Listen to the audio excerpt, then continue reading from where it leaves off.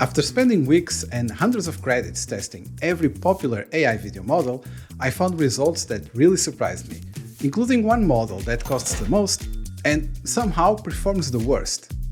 Stick around, because by the end of this video you'll know exactly which model to use for each type of scene and which ones to avoid completely. I'm testing the most popular AI video models, starting simple and increasing the difficulty as we go. I'm also rating each model from 1 to 5 so we have a clear takeaway. Let's get into it. I'm running all of this through Higgsfield, which conveniently has every model we are testing today in one place. For the first test, I've got a static render of a home office. One of the most basic animations you can do is a dolly in. That's where the camera sits on a slider and moves slowly towards the subject. Let's see which model can tackle this. First up, Kling 3.0, the one everyone's been talking about lately. I upload the render, type in camera dolly in animation. No sound, 5 seconds, 1080p. One thing I really like about Kling 3.0 is that you can choose clip length anywhere from 3 to 15 seconds, which gives you a lot of flexibility. Now hit generate. While that's running, I'll queue up Kling 2.1, an older model, but I want to see if the difference in quality is actually noticeable. Same settings, generate. Next, Google View 3.1. This one gives you 4, 6 and 8 second options. So I'll go with 6 seconds and 1080p 16:9 and click generate. Then Seedance 1.5 Pro. Options are 4, 8 or 12 seconds. I'll pick 4. I'm leaving fixed lens off since I want that dolly movement. And audio off too. Generate. By the way, Seedance 2.0 is coming really soon to Higgsfield. I'm sure you have already seen some previews somewhere on social media, and it looks really promising. You can see here some comparisons already with the same prompts. I'm really excited to give this a try. Let me know in the comments below if you want a dedicated video to Seedance 2.0. Okay, moving on. Now finally, Sora Pro. 4 seconds, 1080p, 16:9, generate. Now let's check the results. Kling 3.0 delivered a perfectly smooth dolly in, no artifacts, exactly what I asked for. A clean result. That's a 5 out of 5. Kling 2.1 starts rotating the camera halfway through, and if you look closely at the books on the shelf, there's some real glitching happening. Not terrible, but not clean either. I'll give it a 3. Now Google View 3.1, and keep in mind that this one is significantly more expensive than Kling. Completely ignored my prompt and start hallucinating a different interior entirely. The image quality is sharp, I'll give it that, but sharp doesn't matter if it's not doing what you asked. So that's a 2. Seedance 1.5 Pro got the movement right, but it accelerates heavily toward the end and starts to hallucinate quite a bit. So that's a 3. And then there's Sora Pro, the most expensive model in this test, and honestly I was a little embarrassed for it. The quality isn't there are visible glitches throughout, and it didn't follow the prompt. That's a 1. Yeah, a 1. We'll come back to whether that improves in later tests, but spoiler alert, it doesn't.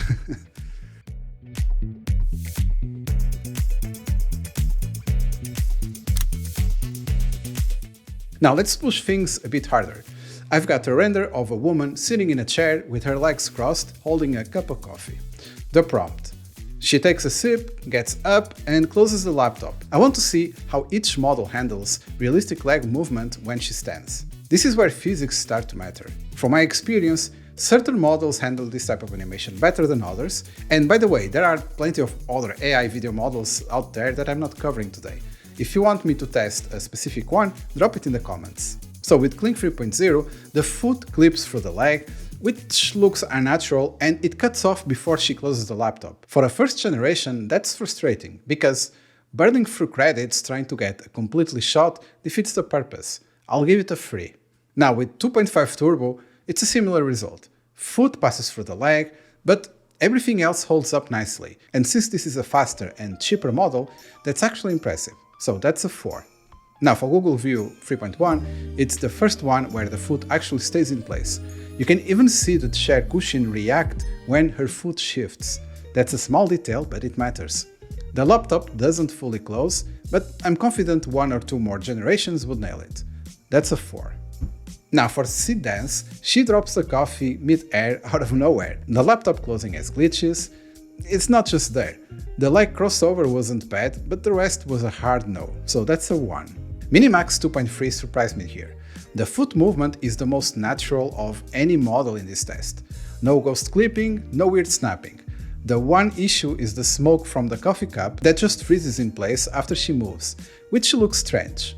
Still, a 4, and I think with one more generation, this one wins the round.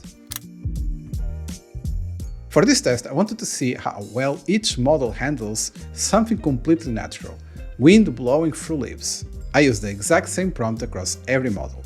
Strong wind breaking through the leaves. I'm keeping the sound on for this one because a few of these handle it in really interesting ways. So let's see which model actually understands what wind looks like.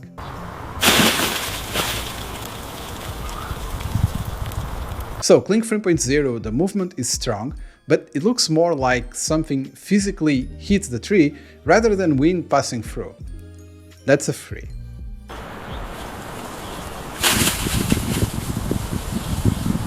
Now for Kling Omni, very similar to 3.0, something still feels like it's colliding with a tree rather than just blowing through it. So another 3.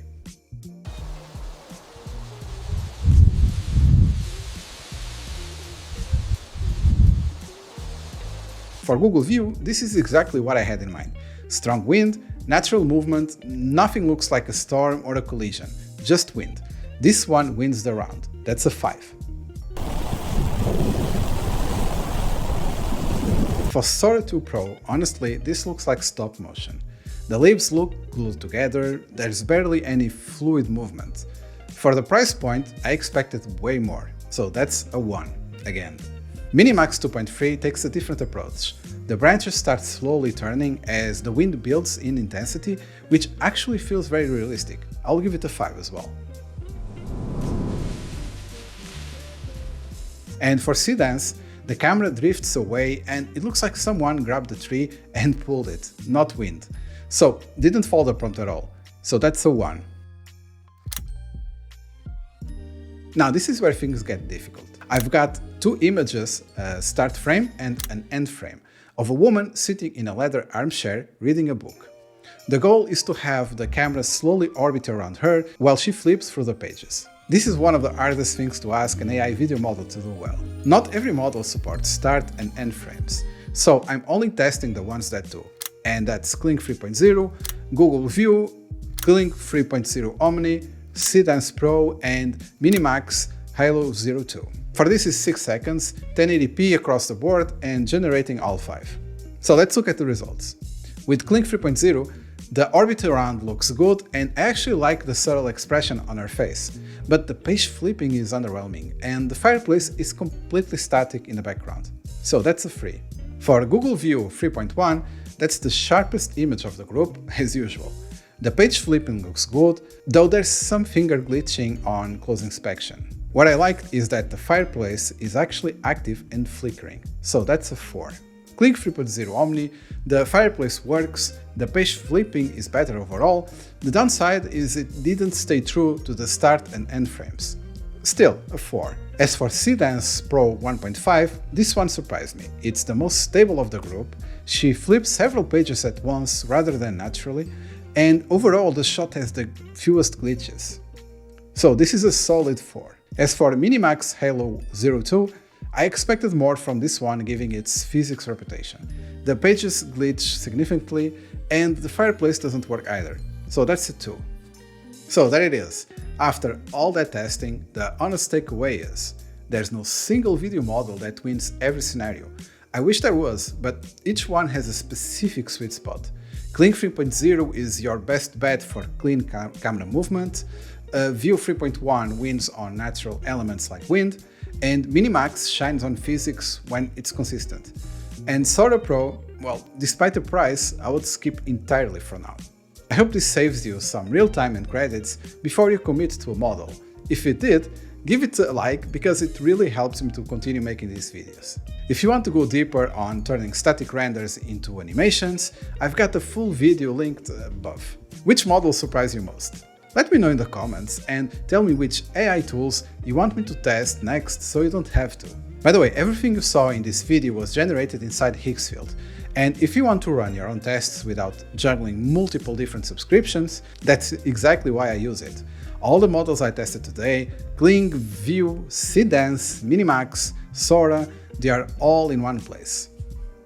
You can start as low as $9 a month. The Pro plan at $29 a month gives you 600 credits monthly, which is plenty for regular work.